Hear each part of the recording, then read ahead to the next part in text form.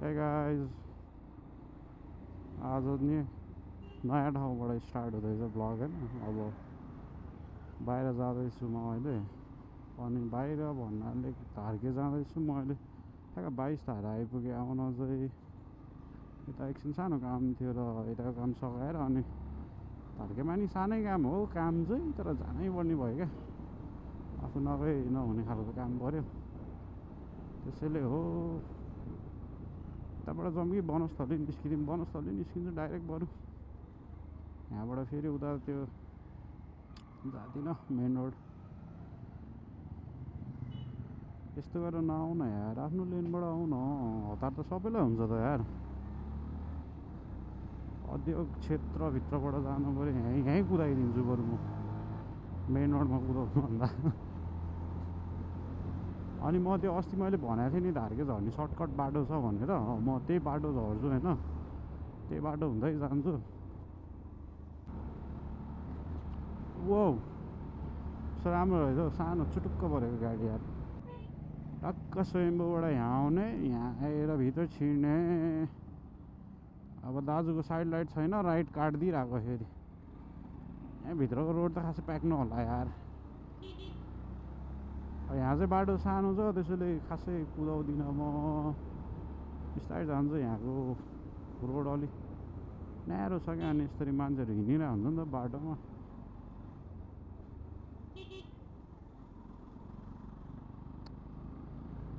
अब भन्दैछु नि मलाई यस्तो जाम हुन्छ क्या यहाँनिर हो।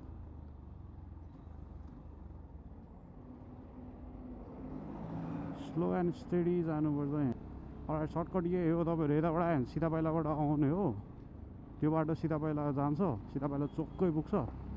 अनि यहाँबाट चाहिँ स्वयम्भूबाट जान मिल्छ कि। That's the shortcut I told you about.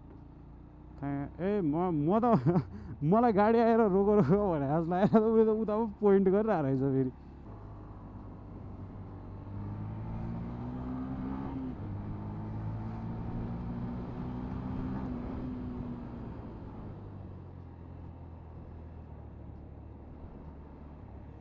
तर होइन यता यो यही बाटो जाने हो क्या हामी घर जाँदा होइन।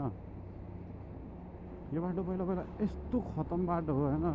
जिन्दगी घर जानु नपऱ्यो भने चाहिँ जस्तो फिल हुने बाटो क्या यो।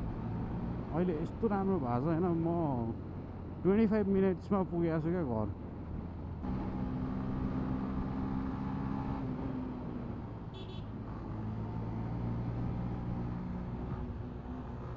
अहिले फर्किने बेलामा म भयो भने अगाडिको क्लिपबाट हाल्छु। यहाँ के भयो, केही त भयो।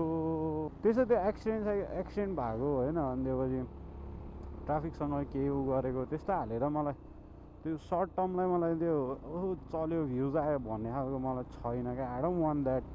मलाई त मन लागेर गरेर हो नि त, यो आफ्नो इच्छा भएर गरेर चिज हो नि त। So I don't want do that kind of stuff होइन।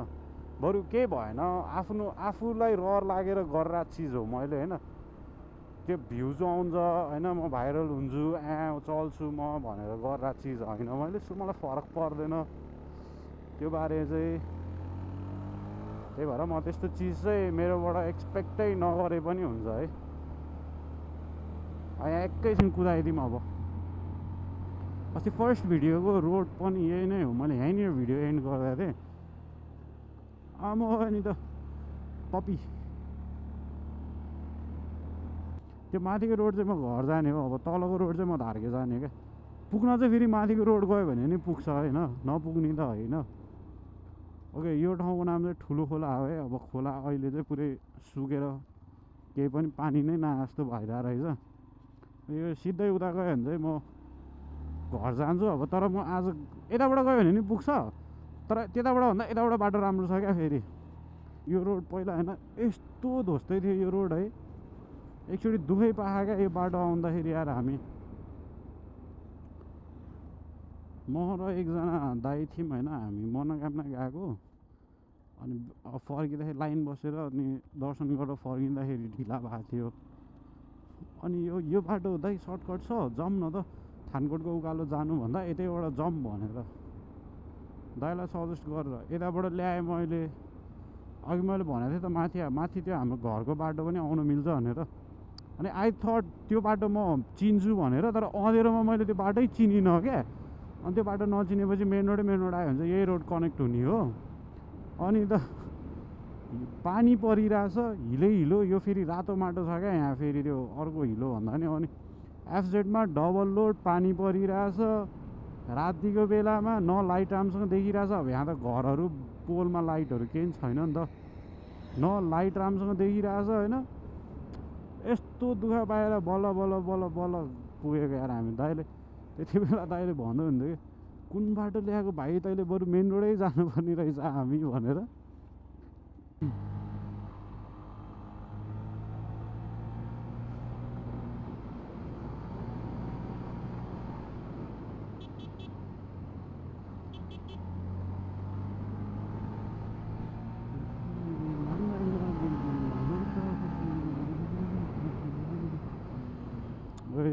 विल स्लाइड भइदियो रियर विल।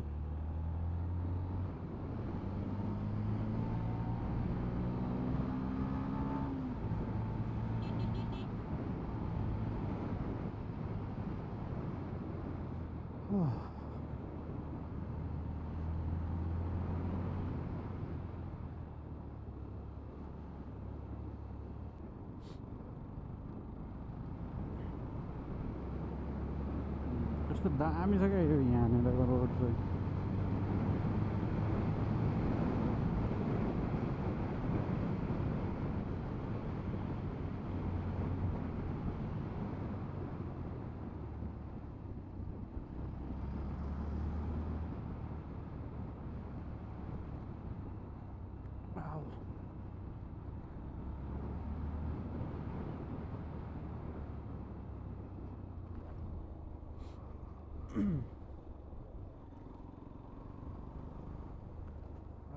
अब म फोन गर्नुपर्ने हुन्छ गोजु।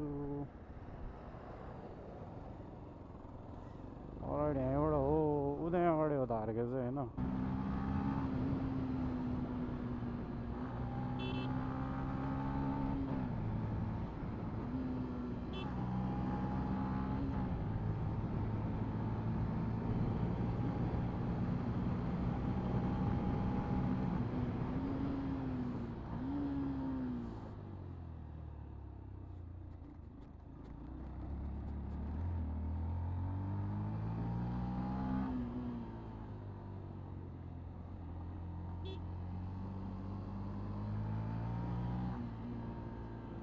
टेलगेटिङ गर्न लास्ट झ्याउ क्या है।